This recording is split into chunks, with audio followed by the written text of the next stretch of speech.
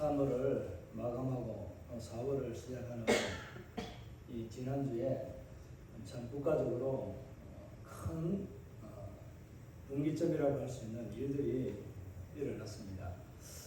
한쪽에서는 환호하고 민주주의가 살았다고 말하고, 한쪽에는 민주주의가, 정의가, 법치가 살았다고 말합니다. 양 대치가 자기들의 주장이 다 틀린 것은 아닙니다.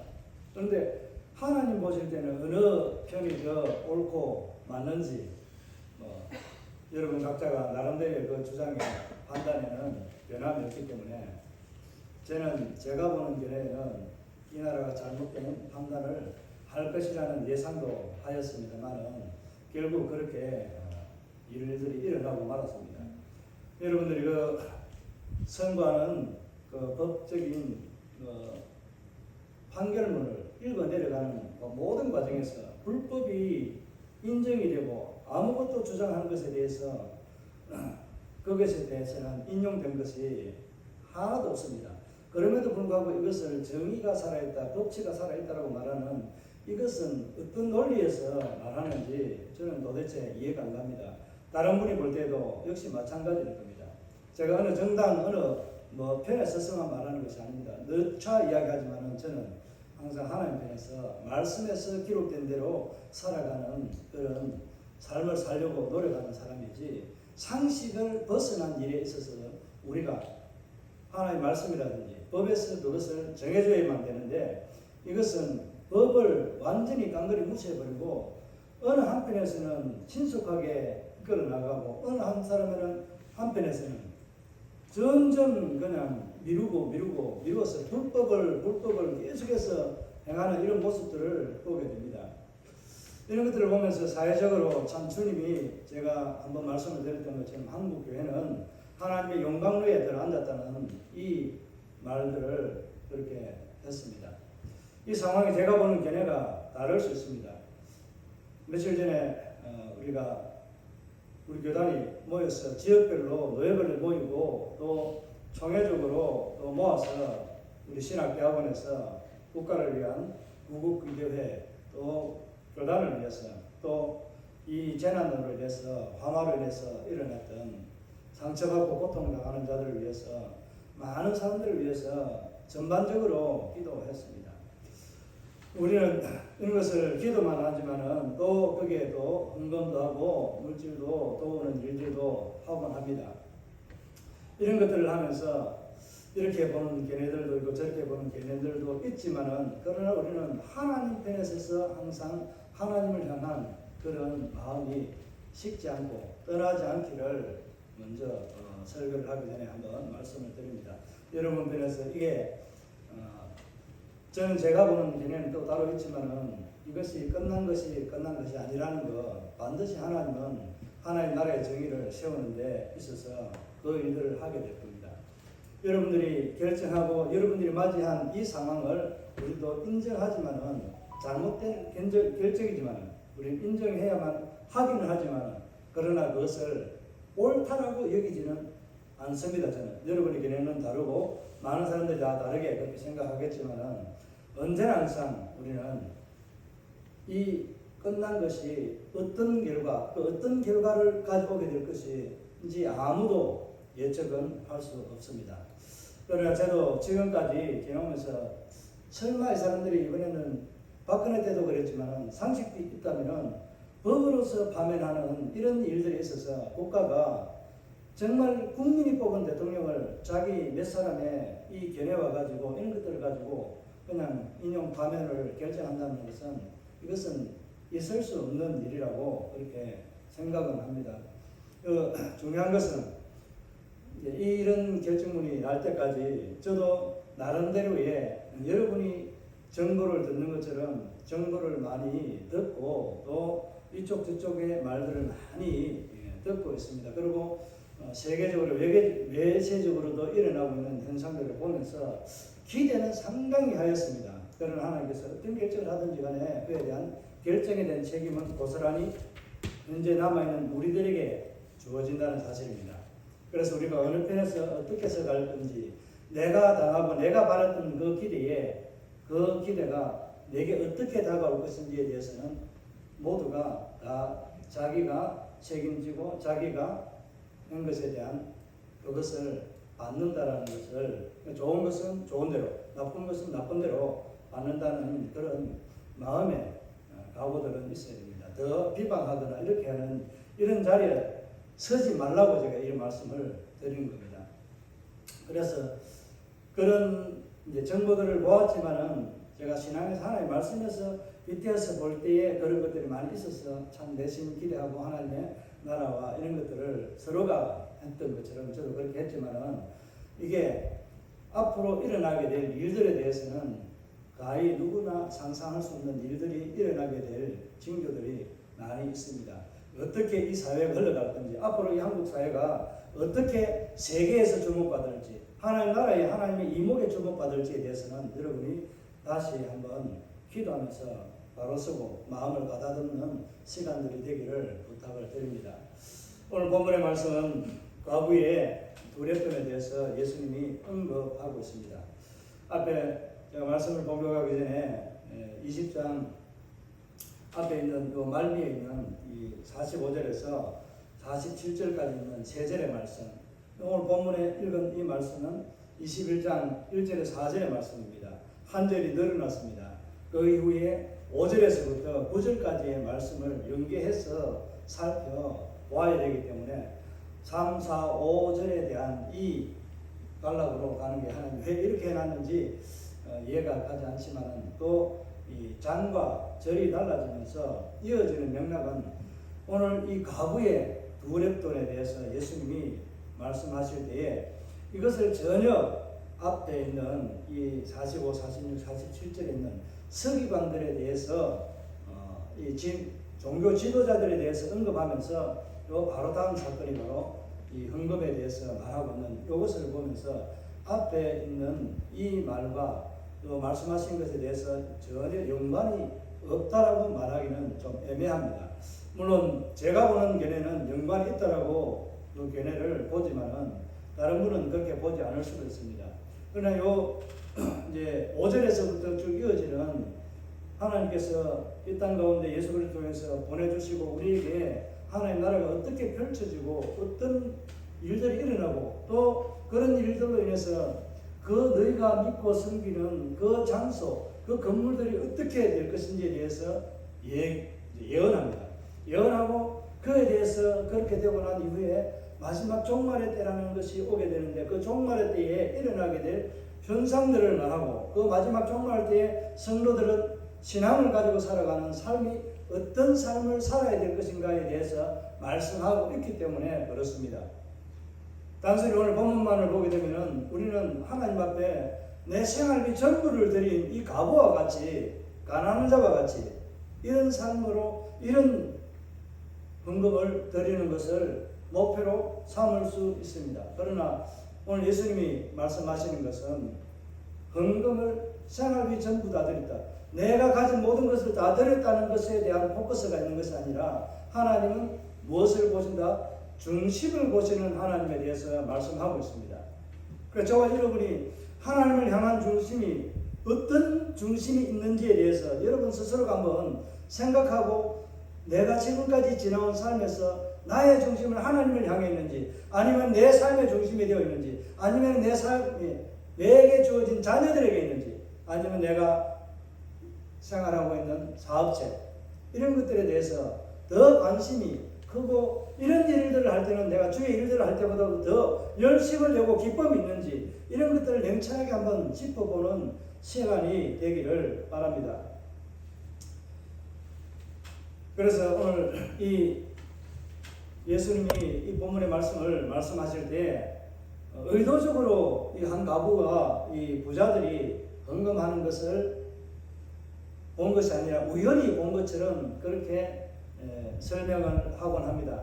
제가 볼 때는 이 본다는 것을 예수님이 의도적으로 자기가 보았다는 것을 말할 때 이 주격이라고 하는 이 우리가 영어라든지 한글 모두 이런 것이 있습니다. 나, 너 이렇게 위하여 우리 모두 이런 것들 있잖아요. 이런 단어처럼 예수님 자신이 자기가 의도적으로 본 걸 자기가 결정해서 본 이것을 말하기 때문에 우연히 본 것이 아니라 실제적으로는 의도적으로 보았다라고 볼 수 있는 그런 단어로 되어져 있습니다. 그러니까 예수님께서 이 헌금함에 옛날 성경에는 연복계라고 되어 있습니다. 이 연복계 가난한 자를 구차한 자, 구차한 중에 드린 여인이라고 그렇게 표현하고 있습니다. 그러니까 성전을 들어가게 되면은 성전의 구조가 성전문 앞에 들어갈 때에 물두멍이 있고 번제단이 있는 그 앞에 들어갈 때까지의 뜰이 있습니다. 거기가 여인들이 들어갈 수 있는, 예수님 당시에 있는 이 여인들이 그곳에까지만 들어갈 수 있기 때문에 그곳에다가 나팔 모양을 새긴 헌금함 연복계를 이제 13개를 두고 있습니다. 그 중에 9개는 이 다른 용도로 쓰고 또 4개는 또 다른 용도로 쓰게 됩니다. 그러니까 4개는 이 성전 안에 뭐 리모델링 것 같이 이런 것들을 할 때 성전을 보수하거나 이런 것을 할 때 쓰는 용도로 썼고, 또 9개는 그러니까 성전세와 같은 이런 이 하나님 앞에 제사 대신에 드리는 제물 대신 이 헌물로 드리는 이런 것들을 위해서 그 가치만큼 제물에 대한 그 가치를 헌금으로 넣는 이 9개 헌금함을 연복계를 그렇게 두었다라고 합니다. 그러니까 들어가게 되면은 성전을 향해 들어가게 되면은 이 성전문이 바로 보이는 앞에서 바로 들어간 정문에 보면은 우측으로도 감람산이 가는 길이 있고 왼쪽으로도 이제 가는 길이 또 있습니다. 그런 길이 있지만은 그 안에 뜰이 있는 장소 앞에 한 오른쪽과 왼쪽에 있는 요 창고 같은 것들이 있는데 거기에는 한쪽 창고에는 성전에 있는 뭐 보물이라든지 이런 것들을 재고 이게 넣어놓는 그 창고처럼 쓰는 이런 용도로 앞에 들어가는 양좌우에 이런 것들이 있습니다. 여러분 머리로 한번 그려보시기 바랍니다. 그런 곳에 이 9개, 4개, 그러니까 어떻게 한쪽 저쪽을 놓았든지 간에 이 11개, 13개의 실질적으로 연복에 헌금함이 있었다는 겁니다. 그런데 헌금을 넣는데 누가 보면은 예수님이 헌금함을 대하여 앉았다라고 그렇게 마가복음에서는 그렇게 기록하고 있거든요. 12장에서 그렇게 41절에 그렇게 기록하고 있는데 오늘 누가복음에는 그냥 보시었다라고 그렇게 표현하고 있습니다. 그러니까 마가와 누가의 견해가 다른 것이 아니라 강조점이 다른 거예요.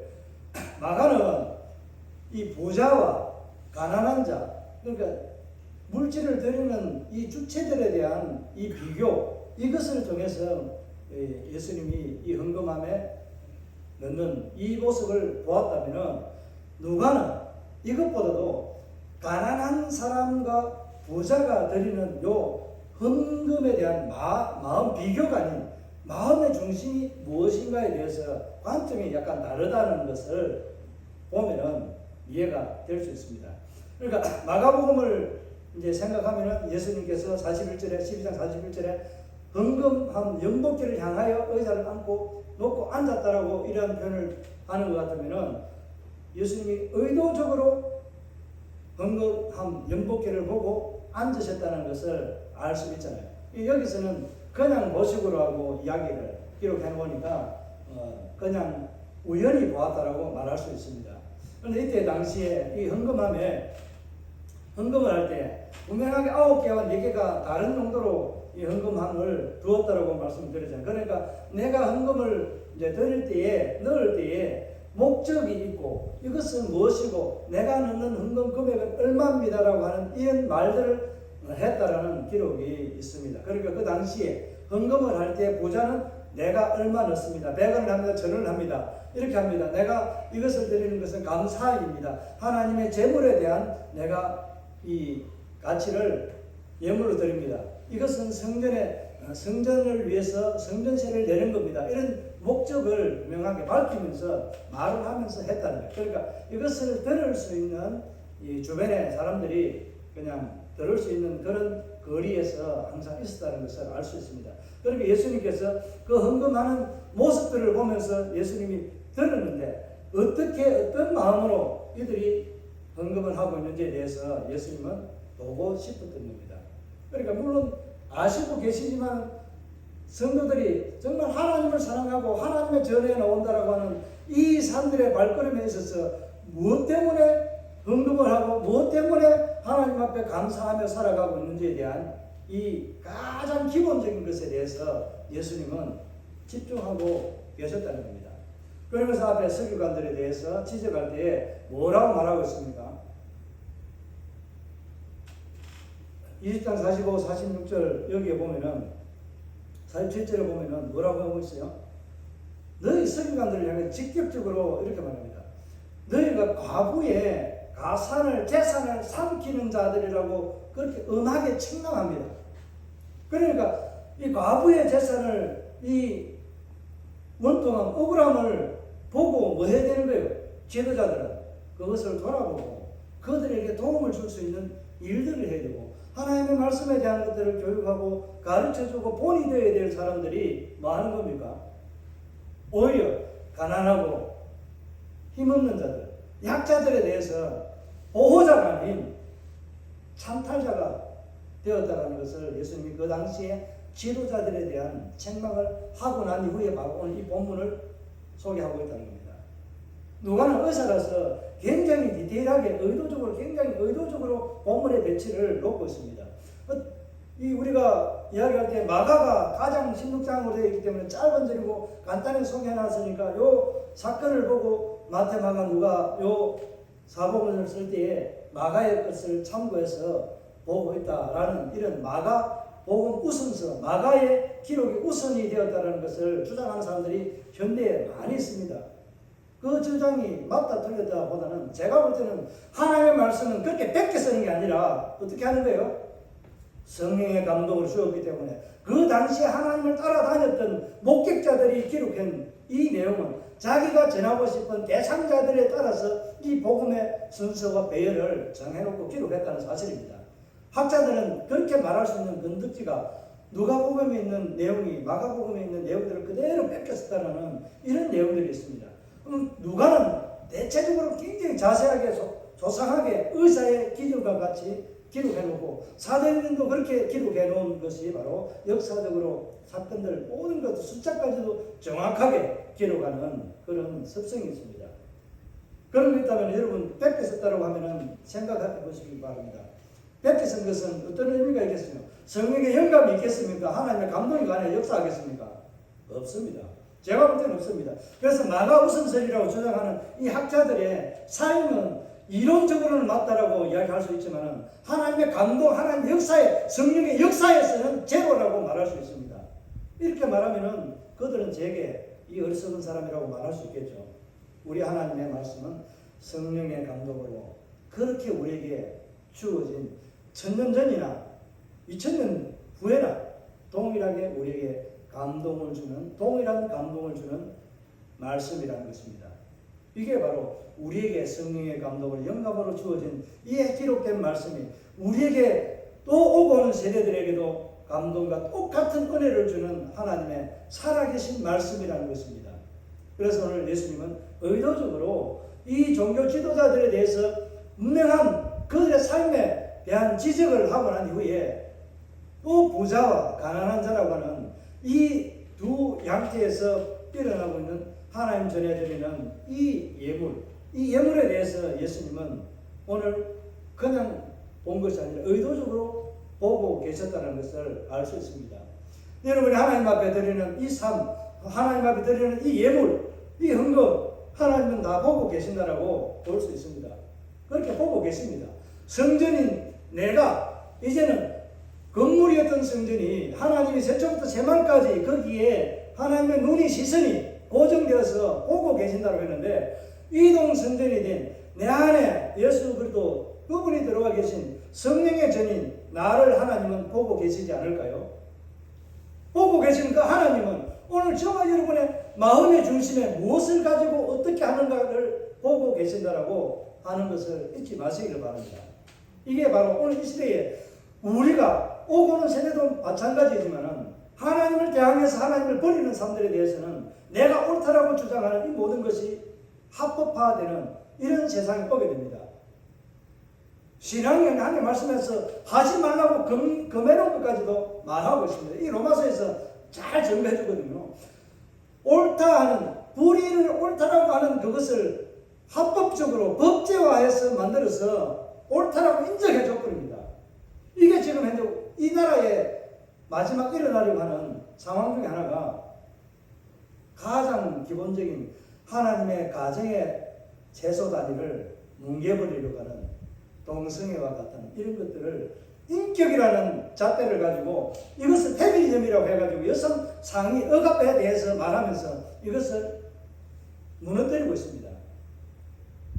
이 페미니즘이 들어오고 인정이 된 것은요, 과거에 사실 페미니즘이라고 우리나라에 전대받았던 여인들이 대우받게 된 것은 누구 때문에 받았는지 아셔야 돼요. 대부분 사람들이 많은 사람이 모릅니다. 이승만 박사, 이승만 초대 대통령 때문에 그가 외부에서 독립운동하면서 여인들에게 교육을 시켜야 이 나라에 미래가 있다. 자녀들에게 공부를 시킬 수 있고 자녀들에게 가르칠 수 있는 이런 상식이 있는 나라가 될 수 있기 때문에 남자만 배우는 것이 아니라 여자에게도 학문의 기회를 줘서 이들이 배우고 익혀야 된다 하는 것을 강조했습니다. 그래서 하와이에서 이 여인들에 대해서 학교를 하니까 너도 나도 전부 다 오니까 미국 본토에서 유대교 사상의 이 성경의 관점에서 있기 때문에 여인들은 뭐예요? 축에도 안 들어가고 사람 숫자에도 안 들어가고 취급을 받지 못하는 그 상황에서 미국에 큰 센세이션이 일어나게 된 것이 바로 이승만 박사가 여인들에게 학업을 하는 이것 때문에 힘들기도 하였지만 오늘날 저와 여러분이 많은 것을 배울 수 있는 기회가 주어졌다는 사실입니다.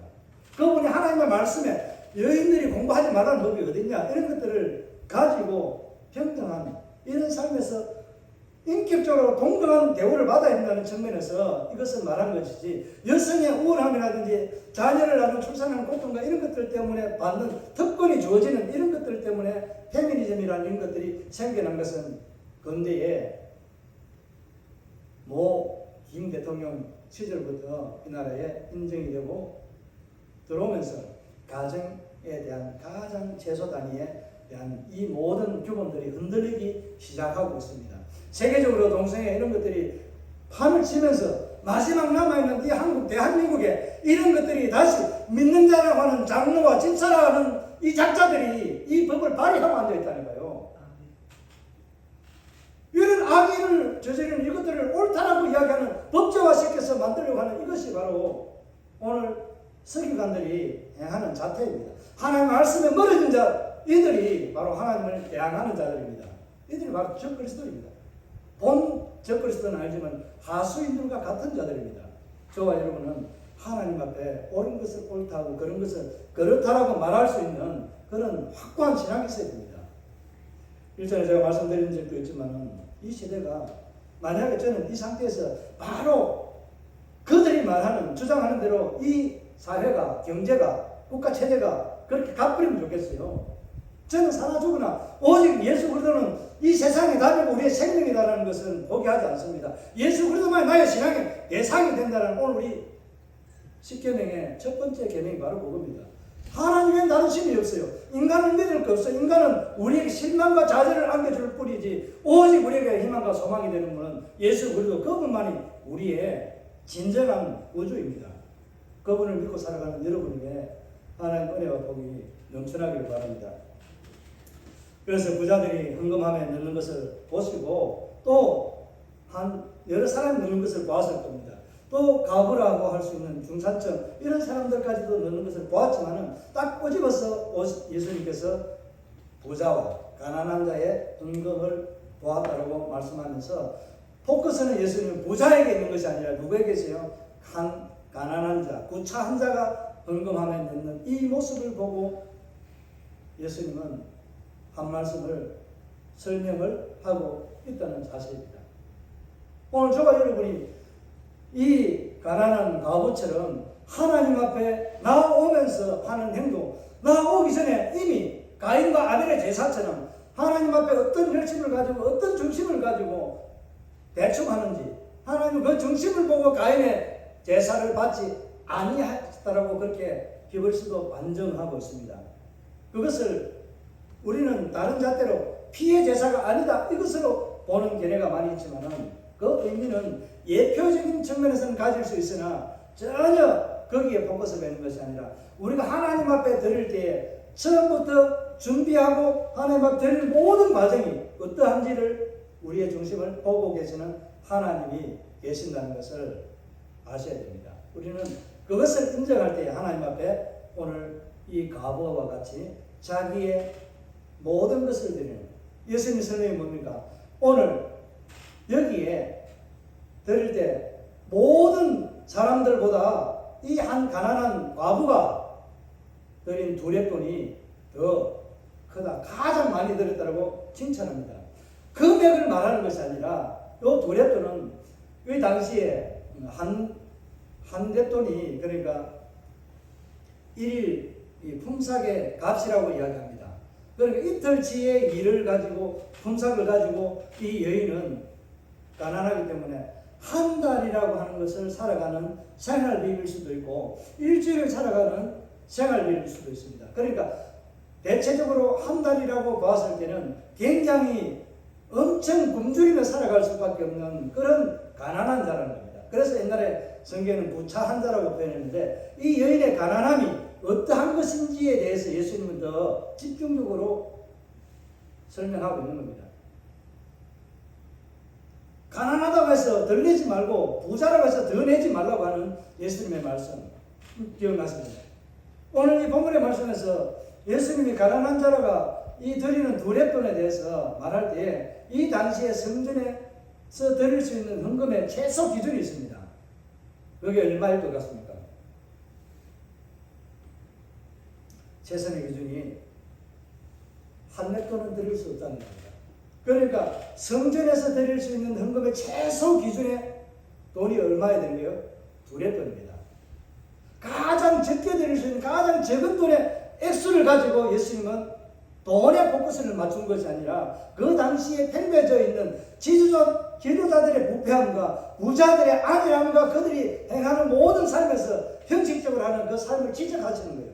과거에 이 생활비 전부 오늘 다 드리고 나면 나는 내일 먹을 것이 없는데 어떻게 살아갈 것입니까? 여러분 그런 결단으로 여러분도 드릴 수 있겠습니까? 물론 이렇게 드리는 것도 은혜가 되고 하나님의 복을 받는 비결이 될 수도 있습니다. 그러나 우리의 중심에서 정말 내가 내 전부를 드려도 아깝지 않는 예수 그리스도 하나님을 만나러 간다면은 여러분 하나님 앞에 모든 것을 드릴 마음이 생겨납니까 안 납니까?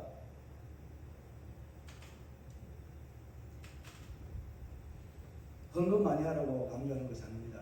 여러분이 드리는 작은 물질 하나 1,000원이든 10,000원이든 50,000원, 100,000원이든 100만원이든 그 금액에 내가 자부심을 갖고 은혜를 누리지 말고 하나님 내가 이것밖에 드릴 수 없는 것이 내가 하나님 앞에 받을 은혜를 생각하면 부족합니다. 말로도 할 수 없고 형언할 수 없는 이 은혜들을 적은 물질이지만 제 생활에서 일부분을 떼어서 하나님 드립니다. 아나니와 삽비라처럼 내 전부라고 말하고 하나님을 성령을 속이는 사람을 속이는 그런 헌금을 드리는 자가 아니라 우리는 하나님 앞에 내가 드릴 수 있는 게 내 생활과 모든 것이 형편에서 이 정도 드립니다. 하나님 죄송합니다. 기도하며 하나님 은혜를 찬송합니다.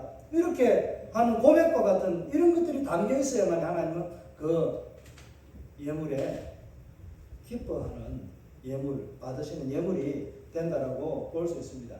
그래서 5절에서 9절까지 있는 것은 미혹되지 말라는 말씀으로 예수님께서 공생애사에게 마지막에 당부하는 것, 미혹되지 말고 하나님의 말씀에 따라 살아가는 그 삶의 현장에서 어떻게 살아가야 될 것인가에 대해서 심판에 대해서 예루살렘이 멸망하기 직전에 일어날 징조와 대해서 피할 길에 대해서 그것들을 설명하면서 예루살렘 멸망을 이야기하고 마지막 종말에도 이와 같은 마지막 주의 재림이 일어나기 전에 일어나야 될 일들이 있다라는 것을 먼저 이런 일들이 있기 전에는 내가 오지 않는다. 끝이 아니라고 말합니다. 예루살렘이 망했다고 해서 끝난 것이 아니라고 말합니다.